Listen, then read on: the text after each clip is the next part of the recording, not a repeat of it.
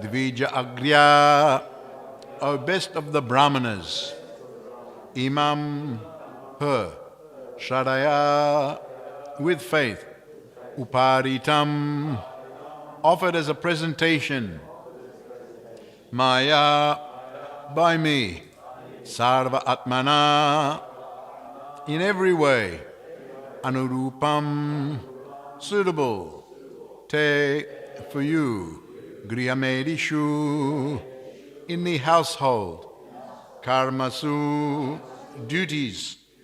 Translation. Therefore, please accept her, O chief of the Brahmanas, for I offer her with faith, and she is in every respect fit to be your wife and take charge of your household duties. Purport. The words Griyamedishu Karmasu mean in household duties. Another word is also used here, Sarvatmana Nurupam. The purport is that a wife should not only be equal to her husband in age, character and qualities, but must be helpful to him in his household duties. The household duty of a man is not to satisfy sense gratification, but to remain with the wife and children, at the same time attain advancement in spiritual life. One who does not do so is not a householder, but a griyamedi. Two words are used in Sanskrit literature. One is grihasta and the other is griyamedi. The difference between griyamedi and grihasta is that grihasta is also an ashrama, or spiritual order. But if one simply satisfies his senses as a householder, then he is a griyamedi. For a griyamedi, to accept a wife means to satisfy the senses, but for a grihasta, a qualified wife, is an assistant in every respect for advancement in spiritual activities. It is the duty of the wife to take charge of household affairs and not to compete with the husband. A wife is meant to help, but she cannot help her husband unless he is completely equal to her in age, character, and quality. Tat prachchita dvijagre mam sradeo paritamaya savatmana rurupam te griyamedishu karmasu. Therefore, please accept her, O chief of the Brahmanas, for I offer her with faith, and she is in every respect fit to be your wife and take charge of your household duties. So continue on this story of Kardama Muni, now going to marry Devahuti. And this place, of course, we read that Kardama Muni was practicing at a place, called on the Bindu Sarovar. It became Bindu Sarovar, a place on the Saraswati. And Sidhpur, it's a place called Sidhpur. It's about Ahmedabad. It's about 110, 120 k's up from Ahmedabad. And he was practicing there. And then, of course, there's one big gut there. And that, it is said that Bindu means, of course, the tears. Bindu Sarovar means body of water. So it is said that when Lord Vishnu came and gave his darshan to Kardama Muni, he was so satisfied and pleased with him and his austerities that he shed some tears, and those tears became a big lake. So that's the very famous place on the just north of Ahmedabad in Gujarat, one of the very well-known holy places of India. And so he was practicing there. But of course, at that time, it was just now there's all, facilities around the place. But at that time, it was just in the forest. And you could say, as we say in Australia, in the bush. He was in the bush, which goes to show, actually, what the mentality and how cultured Swayambhuva Manu, Satarupa, his wife, Devahuti, how cultured they were, because they were royal order, very aristocratic, very wealthy, living in palaces. And at Swayambhuva Manu, he was going to offer his daughter in marriage to Kardama Muni, who was just doing tapasya, living in a hut. You could say living in a hut in the bush.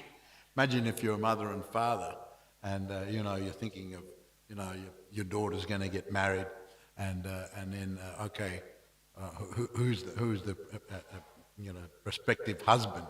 Oh, he lives in the bush in a hut. and he just he just wears tree bark. I mean, one thing's just for an ordinary family, but for like a king and queen, and even the princess to accept, even if she wanted. And let's say that now, but apparently she had heard from Narad Muni about Kadamba Muni, so she was attracted to him just by hearing about it. But even if, so let's say, your parents, and even if your daughter wanted to marry who do you want to marry? Oh, he's Kadamba Muni. Oh, who is he? Oh, he lives out in the bush in a hut. Just imagine, your parents would be in horror and shock. There's no way you're going to get married to him. Naturally parents want to make sure that their daughter or their son is going to be looked after nicely, and they're going to be cared for. And so what type of life is that? That she's going to live in a hut, and he was all kind of skinny and not really taking care of himself. As I said, probably dressed in tree bark and everything like that. Of course, he was living by the bank of the Saraswati, nice forest area, so a beautiful area, but still, I'm kind of using a graphic example there. If someone was living up in the bush out in the middle of nowhere, and that's your prospective husband. So they wouldn't be too inclined. But nevertheless, we see that Swambhuva Manu and Satarupa and Devahuti were very, very, very honored that, Devahuti had expressed a desire to marry Kadamba Muni, and they thought it was very, very nice. So we've been reading through this story here in the Bhagavatam, and as I said, just see how cultured they are, because they knew Kadamba Muni, although he was living very austerely and didn't have much in the way of material facility, which they would have liked, obviously, for their daughter to have a nice facility and get looked after. But still, in consideration of his actual very elevated, highly elevated spiritual position and the benefit that their daughter would get from that, and Devahuti also know the benefit I'm going to get from marrying someone who's so spiritually advanced, it outweighs all other considerations. It just outweighs, I'm going to live in the bush, in a hut, and dressed, you want to be, dressed in a similar type of way, which he actually adopted, and live in a similar way. All other considerations all those considerations were put to the side, and they just saw him as a great exalted personality, and what a great fortune it would be to be in a relationship of husband and wife.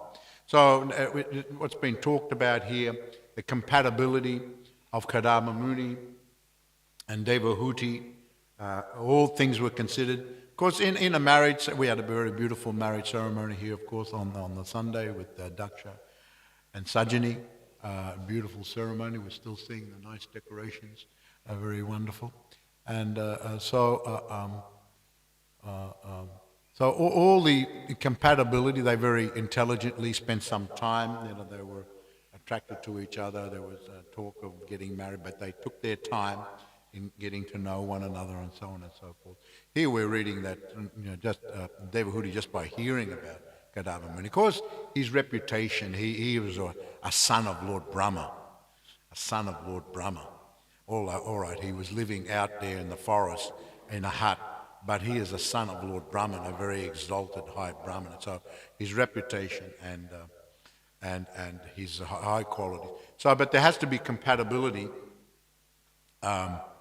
Compatibility in as far as what was mentioned. I think it was age, character, and what was another thing that was mentioned? Generally, there's so many considerations in compatibility, especially according to a Vedic understanding of compatibility between a girl and a boy. Generally, there are, the categories. 4 categories I've heard are the most important. One is mentioned here, the age. The age there has to be compatible. And generally, girls mature, especially emotionally, even intellectually, faster than boys. So, so therefore, the boy would be older because he would come into emotional maturity a little later and intellectual maturity a little bit later, so that there's that compatibility of the boy's older and the girl's younger. So that age difference has to be taken in consideration. So age is a factor. Age is a factor. When it's said that they're the same age, these are general considerations, there may be exceptions. But as a general age, when there's too similar, it is said that there's too much competition there, especially on the man's side, on the man's side, because the wife is a similar age. So generally the girl's younger. And if the girl's older, especially a significant older, then that relationship is more like a mother-wife. A mother-wife. These are mentioned in the Shastras. Competition, younger, but older, and similarly for the man, for the wife, if the man is too old, then the relationship is like almost like a father-husband thing, and it's not considered so auspicious to go into something like that.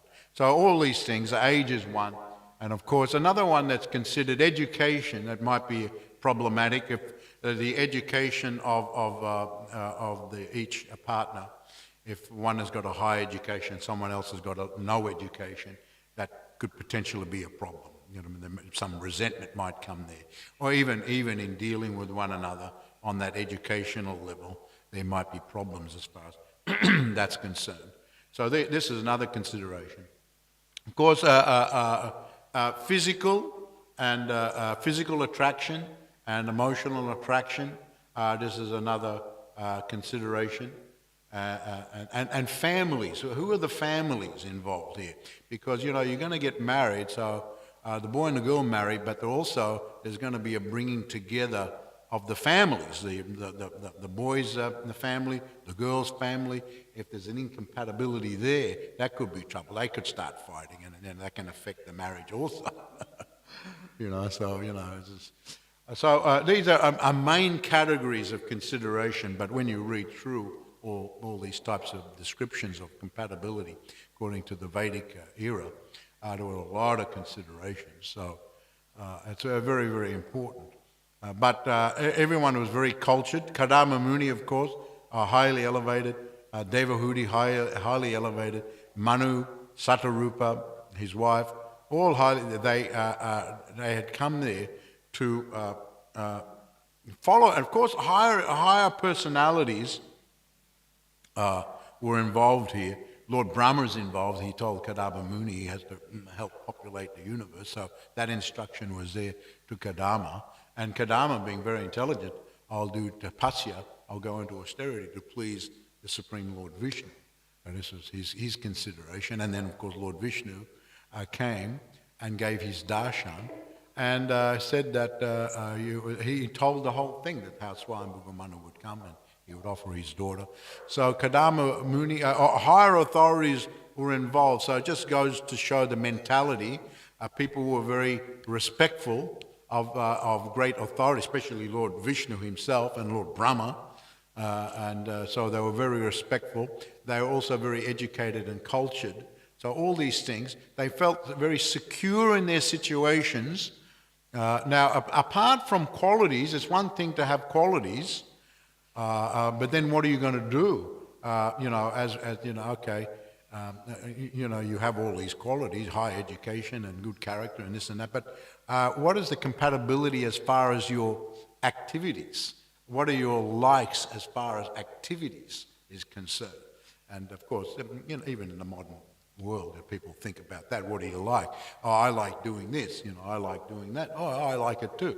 So therefore, if you've got similar likes in your activity, then that's another consideration, a very strong consideration. I mean, you may like the look of a person, you're physically attracted, but if your likes are very dissimilar, that's going to be a problem. The girl likes doing this, but the boy doesn't like doing it. boy likes doing that, but the girl doesn't. They say, well, what are you going to do together?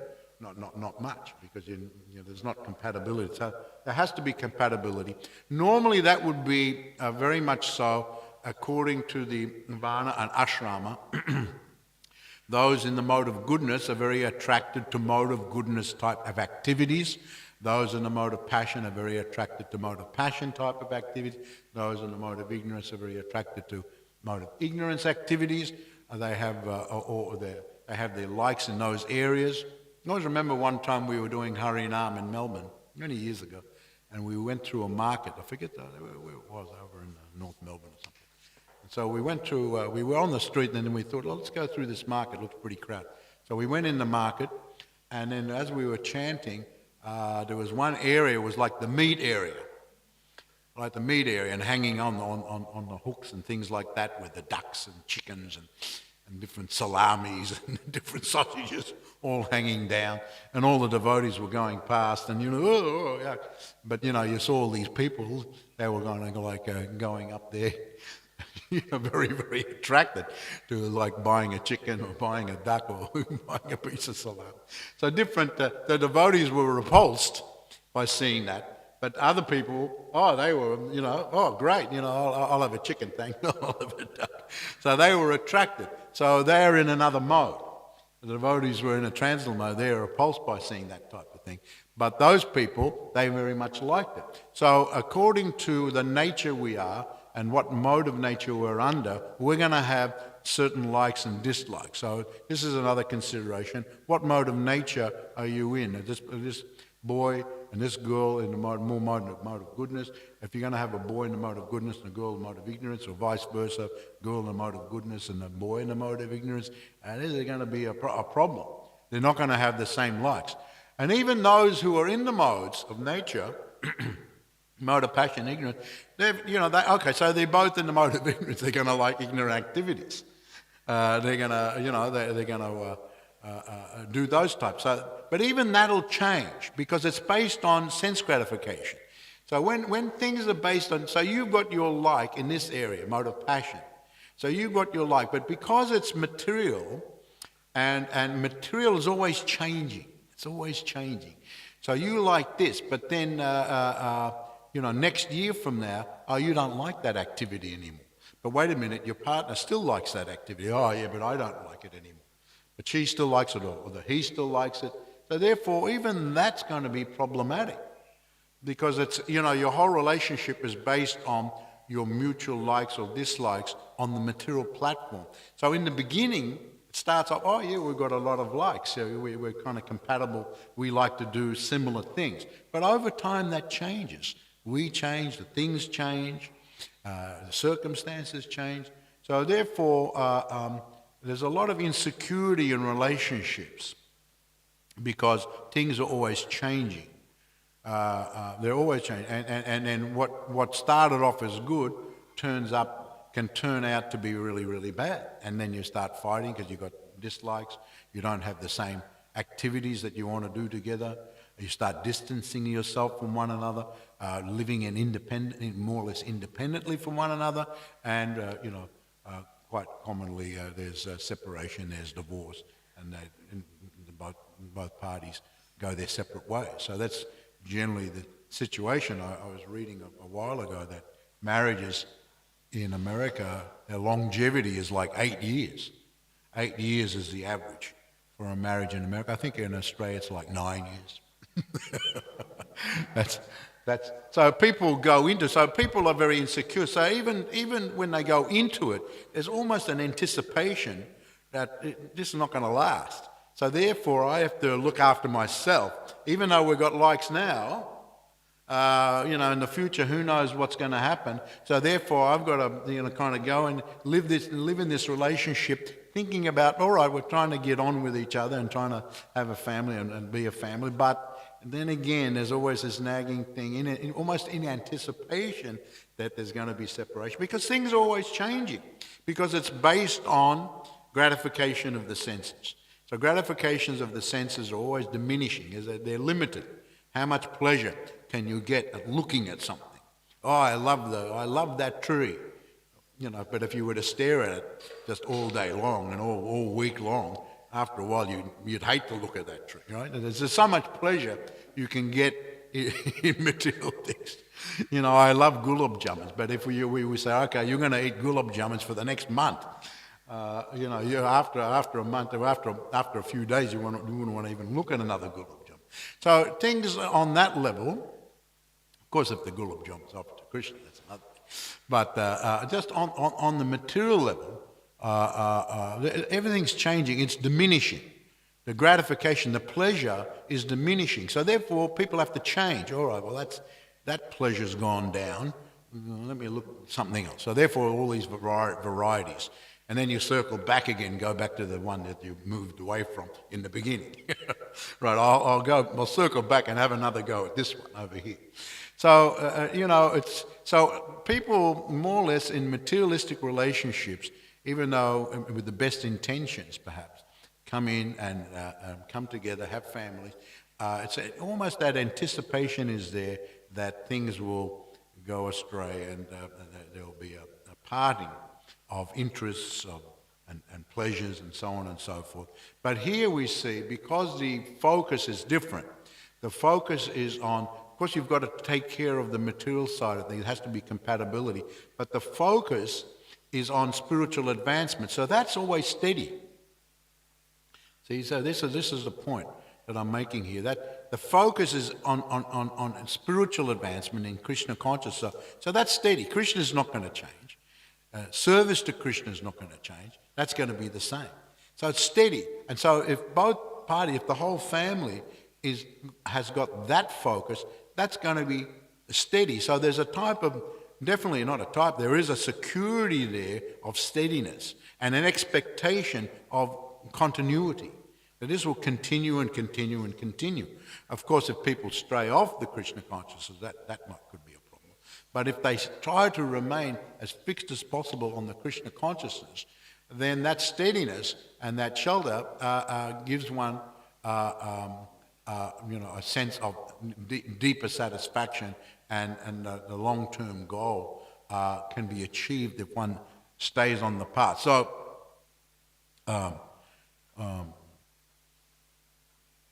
so this is the position of Kadama and Devahuti, their focus, and Swayambhuva Manu and Satarupa also are very favorably disposed. Now, of course, in a materialistic life, it can be, as I said, the opposite. And interestingly enough, Lord Kapila, who comes as the son of Kadama Muni and Devahuti, he himself, later on we'll read in this same Srimad Bhagavatam in the 3rd canto here, he gives a description of the materialistic family life. Prabhupada points out here in the purport there is Grihastha, which is an ashram, a married life in an ashram. In ashram means spirituality. And then there's Griyamedi, which is just the household, but without that spirituality. So there is a difference. And Lord Kapila himself, when he's speaking to his mother, Devahuti later on, gives a very kind of revealing, almost a damning appraisal of the materialistic household life. Griheshu kutadameshu dukantanteshvatang tandrita kurvandukapitikaram sukhavan manite grihi. This is what he says later on, we'll read it. The attached householder remains in the family life which is full of diplomacy and politics. Diplomacy and politics. And you've got to be diplomatic. And Prabhupada actually mentions here in the purport that this goes on not only in human society, but even in animal society. There's a lot of, you have to be very, very diplomatic, because it's based on sense gratification. You see, it's based on sense gratification. So you're trying to get gratification from one another. You're trying to get pleasures from one another. So you're dependent on the other one for these pleasures. And so therefore, you have to be careful what you say and how you treat them, or even how you look at them. Because, so therefore, there's a lot of diplomacy and politics. Politics, what to plan in advance, how I should handle this situation. If I want a certain outcome, I have to make this arrangement. So, and then you have to be, as I said, diplomatic. It's not, you choose your words very carefully, how you speak. And not only choose your words carefully, choose how you say them, what tone of voice you're going to say them in, and what type of look you're going to give when you use those words. Yeah, all right, you're asking me, but I don't like the look you gave me, so therefore forget it. So therefore, interestingly enough here, Lord Kapila Dev, who is the Lord, the incarnation of the Supreme Lord, he knows all things. So he says, the materialistic life has got to be full of diplomacy and politics, just in the relationship between husband and wife, and even in the family, the children. As the children grow up, have to be careful. They get into teenage years. All this diplomacy, politics, it's all going on. And now here he goes on to say that the whole arrangement is controlled by acts of sense gratification. The whole thing is based on sense gratification, and a lot of that is, the intention is to gain pleasure from this gratification in the world, but quite often it goes in the reverse. Instead of getting pleasure, you plan to have pleasure, but a lot of misery came from it. You planned to go on the holiday, but when you went on the holiday, just like recently, big floods came down, the whole holiday was ruined, or maybe you got caught in the flood somewhere, you couldn't go anywhere. Some poor fellow I read was tried to get across a swollen creek or something. He was towing his caravan, and his car and the caravan was swept down the river. Unfortunately, they're still looking for that fellow. He got swept away. So things can turn disastrous just like that. And Lord Kapila uses another example. He also says here, just like there's a massive clouds, oh look, it's so many clouds, and it's so huge an arrangement, there's so many clouds in the sky, but as soon as the wind comes, the wind can just blow it out just like that. So he says that material life builds up so many things. So many things are built up in your life, and your assets, your relationships, your activities are built up, seeming like a massive cloud. But then, and Lord Kapila says, but the wind, he says actually the wind of time comes along, and in a moment can be gone. So your house can be gone, just like we've had all these storms, people's roofs were getting ripped off, and so many things like that. Your whole house can go. Just like that, you were secure living. Some devotee told me that they both, he and his wife, were in the living room, and a whole tree branch came through his roof. They were lucky. So at any moment, so just like that. So if we're going to live our life just based on a materialistic kind of attitude, there's not too bright a future there, and the. And Lord Kapila goes on to say that really, if you can, your whole time, not your whole time, but a lot of your time is spent counteracting those things that went wrong. You had the intention was to get this result, but that didn't happen, and perhaps a really negative result came. So therefore, you've got to work to counteract that now. You've got to work to counteract it. So therefore, and then if you can successfully counteract it and things go right again, then now I'm happy again. Right. So he goes so far as to say that I'm just trying to read here. Our attempts to become happy in this world are actually simply a delusion offered by the material energy. He goes so far as to. So he's quite scathing.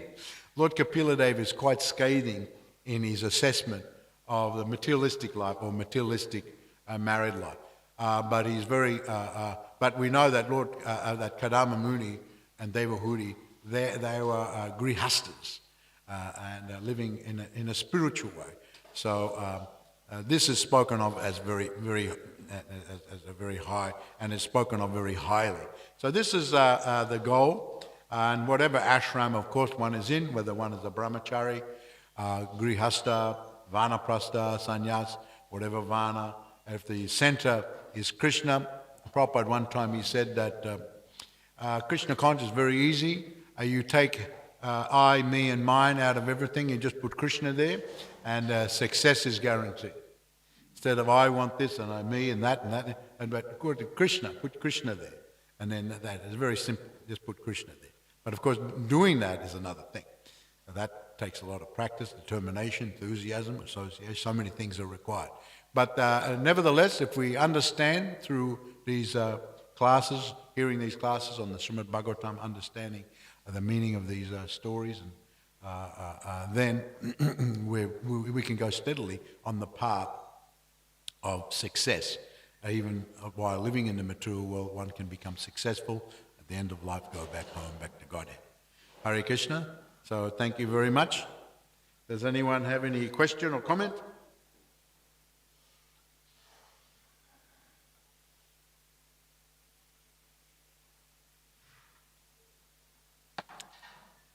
Yes, Ram Prasad.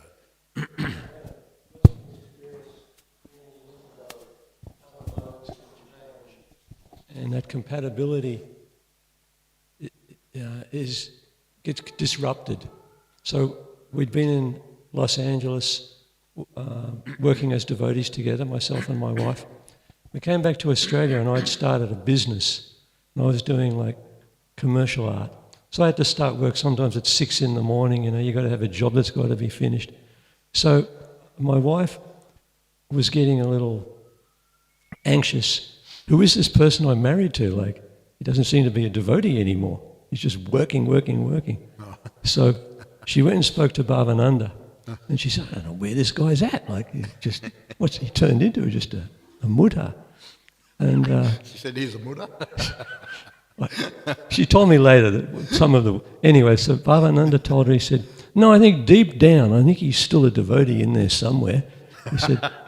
He says, I want you to keep offering your prasadam really carefully, cook nicely and just offer everything nicely, and hopefully the devotional part will come back. So after I'd worked my butt off with this business for a couple of years, we realised neither of us is satisfied. She was sort of not getting enough devotee association, so I wound it all up. I went back to Italy to join the devotees there, and she came up here and back to the path. Oh, Hare Krishna. Jai. Hare Bol. Well, I'm glad you all came out a success. Hare Krishna. Yeah, sometimes we go sideways, backwards, as long as we come back and go forward in the end. Any other question or comment? When devotees hear that you take up devotional service and it's the solution to all of your problems, but within devotional service you still have suffering. So you might lose another devotee, it might pass away, and something like that. So in that context, it's not that you can ever, you can't escape suffering, but from the context of a devotee, I guess that you have the broader view of Krishna consciousness and you have to have the faith that there is a plan, but there's still suffering. You say? There's still suffering. Uh-huh. And I think that sometimes we make a mistake that we'll take up devotional life and there won't be any suffering. Mm. I think people need to keep that in mind, that the suffering is there, but the context is perhaps easier if you have faith. Mm. I just wanted to... The suffering, I mean, whilst living in the material world, you have a material body, mind, senses. So as long as we have the body, mind, senses, there will always be suffering. But how you handle the suffering, that's the question. How you handle the suffering. If you handle it by material means, then that's not actually the solution. You have to handle it by spiritual means. So you can't expect that all of a sudden, while you're living in the world, actually in Nectar Devotion, Prabhupada mentions that even for a very elevated pure devotee, while living in the world, there will always be suffering because the body is there. So the body's going to get sick, the body's going to get old. So there'll always be that. So many things will go on. But how you handle it, what you do, how you go on with your Krishna consciousness in spite of all that, that's the real test. And that's actually the ultimate long-term solution to the problem of suffering in the material world. Thank you, very good comment. Who is this personality in the picture?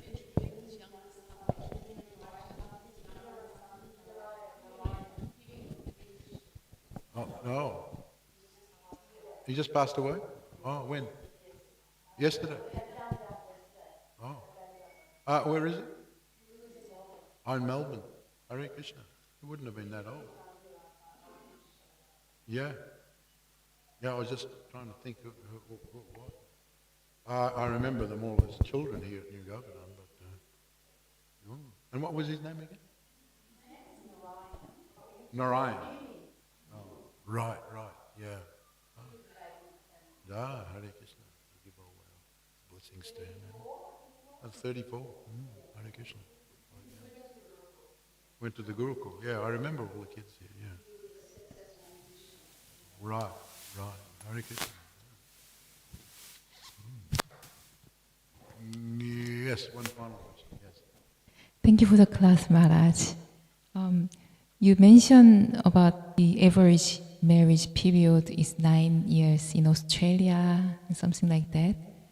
And that means, in average, people don't last over 9 years. And if devotees go through challenge, maybe something like after 9 years, what would you recommend to overcome that challenge? You did say... The challenge of what? Sorry, what was it? Challenge of married life. Of married. You did say focus should be on spiritual advancement, but one might think maybe it's better separate for the sake of spiritual advancement for each other. So no, you have to be. There has to be a balance. Is that what you're asking? Is that your question? I mean, how can you handle the challenge after a long period of marriage life when the time comes? What would you advise to overcome that challenge? The challenge of married life. Oh.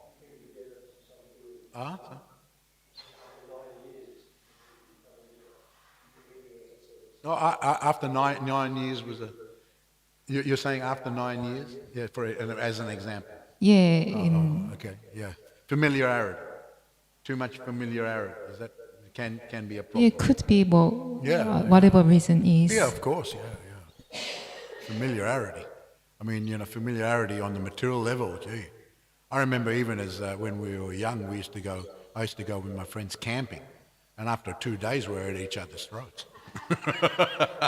We were all friends, but, someone would have another one in a headlock, So that's, you get overly familiar and you get resentful, and because everything's based on a... So that is there, even as for devotees. And of course, you're living together day in, day out, same wife, same husband. So you have to do your activities. You have to vary your activities, but stay focused on the Krishna consciousness and just try to understand philosophically, even, with that familiarity. And that's the tapasya. That's the tapasya, isn't it? The tapasya of the grihastha. You're living together with husband and wife, and so you're living together. That's kind of a tapasya, being with the same person all the time, day in, day out. So you have to be careful about that. So therefore, it's very important to concentrate on your Krishna consciousness as much as possible. Otherwise, that can become a huge problem and want to have a separation. We're tired of seeing each other all the time, And also, the other thing is that you have to do activities like, go to the Holy Dham, and even some time apart from each other. It's not that the husband and wife are together all the time. If you're together all the time, but there has to be some periods of time where the husband is doing that and activities, and the wife are doing her activities. So it's not together too much or too little. It has to be a balance of it. Jai, all glories to Srila Prabhupada ki Jai, Gaur Premanandi, Hari Hari Bo.